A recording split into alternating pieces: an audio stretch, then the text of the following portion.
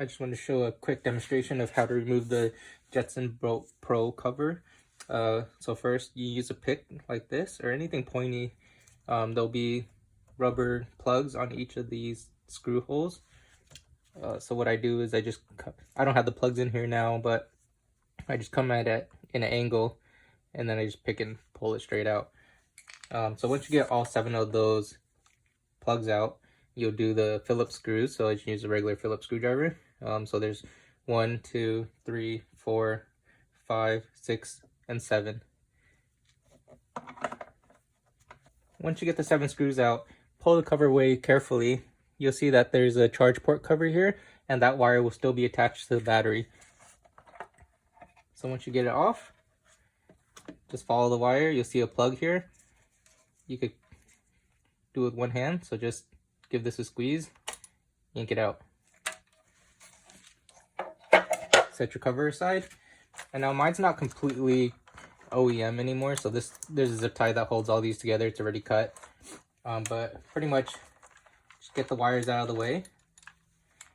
And then for the battery itself, there's 4 screws holding the 2 brackets in. So then one on bottom, one on top, bottom, top. Before you do this, go ahead and make sure that you disconnect the XT60 cable on the battery.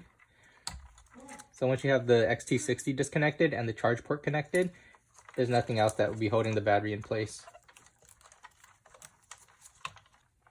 When you take the bracket off, keep note of the orientation. One side will be longer than the other. So just remember that this will be the bottom.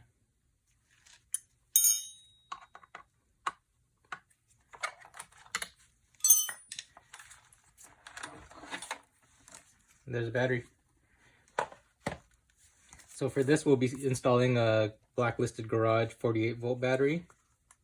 This battery is sized exactly like the OEM one, so it'll be perfect fit. So I'll go ahead and put the new battery up. Same for the front bracket. One side will be longer than the other, so make sure you keep note of that.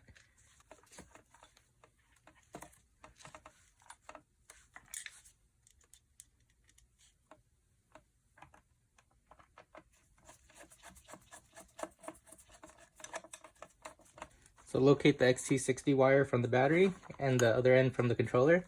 You can reconnect that. And then you have the charger cable coming from the battery, and that will go back to the cover.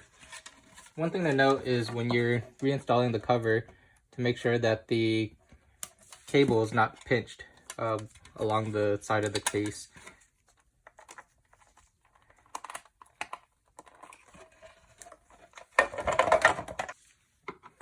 Tighten up all the screws, put the plugs back in, and you're good to go.